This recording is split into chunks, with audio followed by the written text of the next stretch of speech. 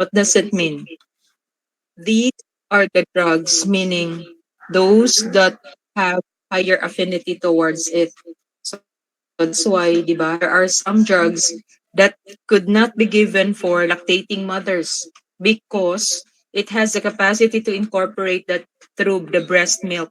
Okay? So range and the pH range is really that important.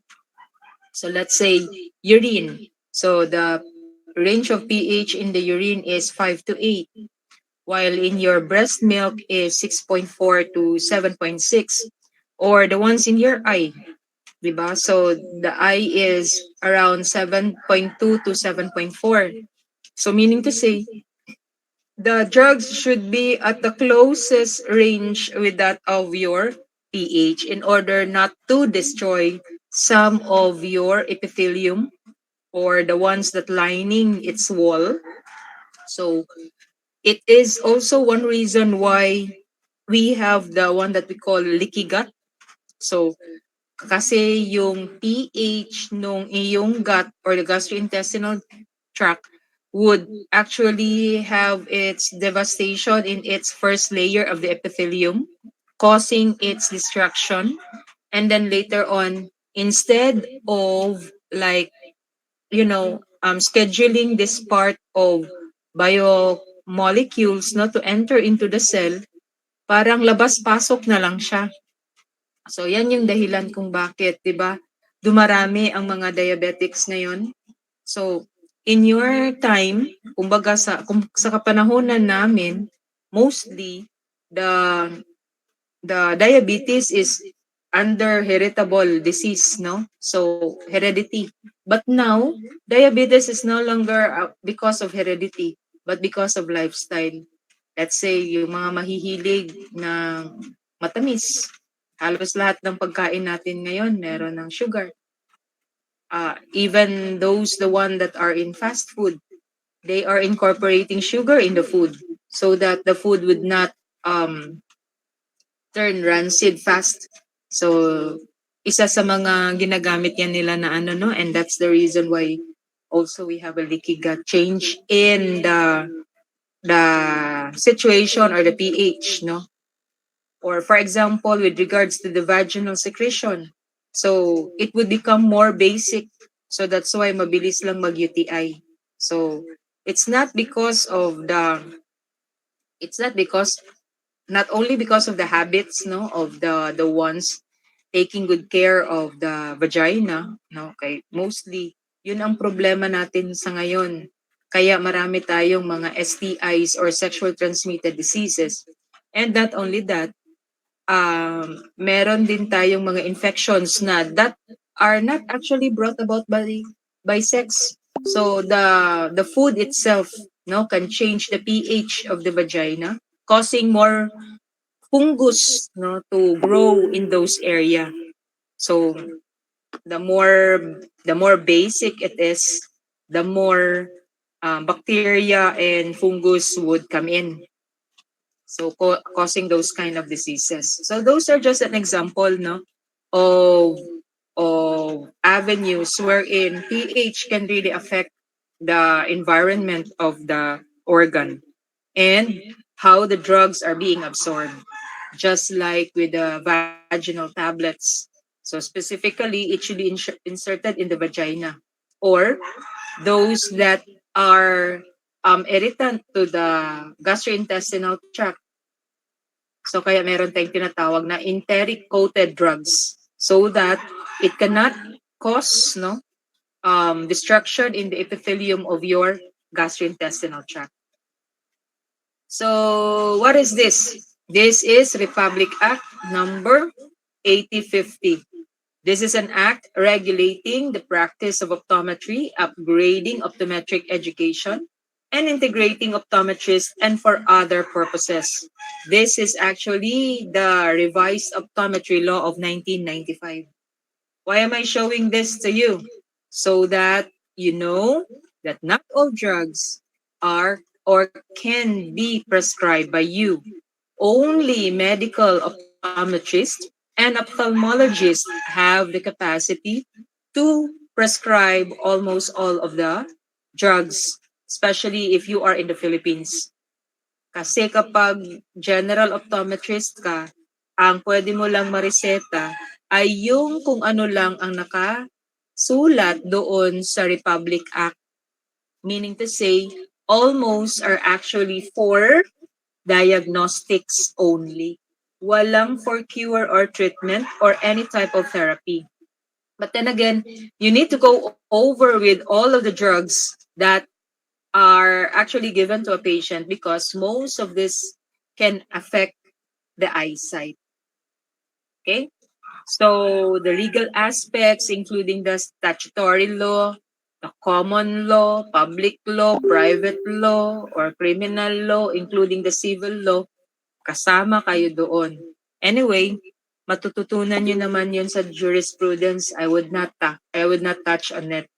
So, meaning to say, I would just only focus on the concept of the medical or healthcare law. This is a branch of law, meaning to say the healthcare professionals, including the institutions and the patients, covers a lot of areas of law like tort, criminal, public, administrative law, and family law. Ethical issues are involved in all of the problems that arise in the medical law.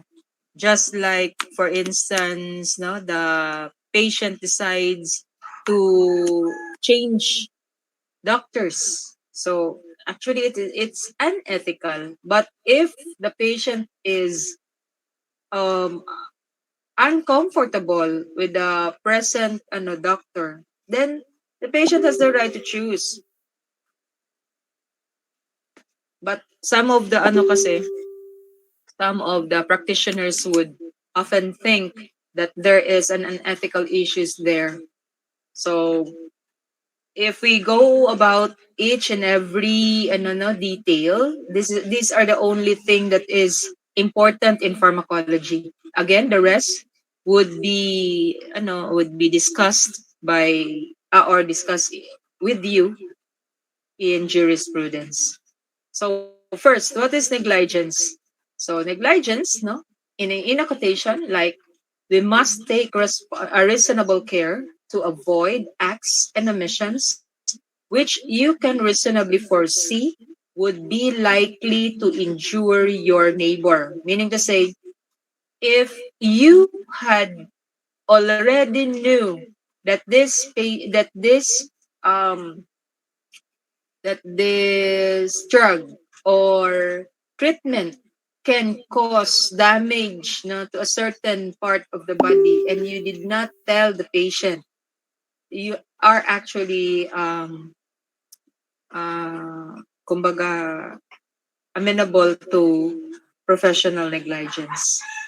Kasi dapat in-explain mo yon. It is your duty to explain those. And there's no like breach, no? Lalo na kapag namatay. Kaya lang, mahina naman ang malpractice law dito sa Pilipinas, di ba? Pero kung sa ibang bansa kayong mag-practice, then definitely, di ba? Some of you can be like call for mitigation. How about confidentiality? This is a professional obligation, meaning to say, kasi di ba, from history alone of the patient, you would know a lot of the patient. So if the patient would know that you are actually opening up her or his case to another person without her or his permission, he or she has the right to sue you. No? Why? Kasi sa'yo lang siya nag-trust.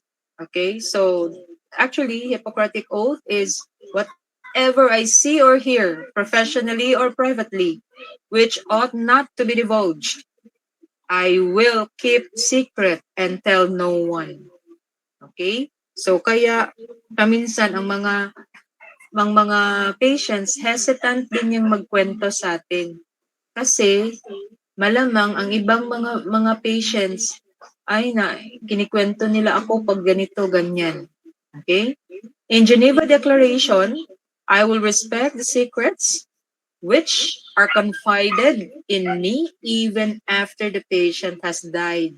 Even Ibig sabihin, kahit namatay na yung pasyente, you don't have the right to divulge any of those. No? So these are actually some of the challenges, especially in the treatment of the patient. So professional guidelines, especially with regards to the codes of ethics and practice. And how about the justifications, including the statutory requirements? Patient threatens harm to self, patient threatens harm to others when required by law. Let's say communicable disease. Kailangan mo na talagang i-isolate yan.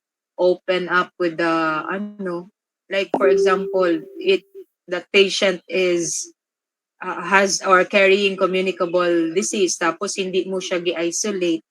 Halimbawa, leprosy. Tapos nagkaroon ng leprosy ang buong community. Ay ikaw ang may kasalanan yon.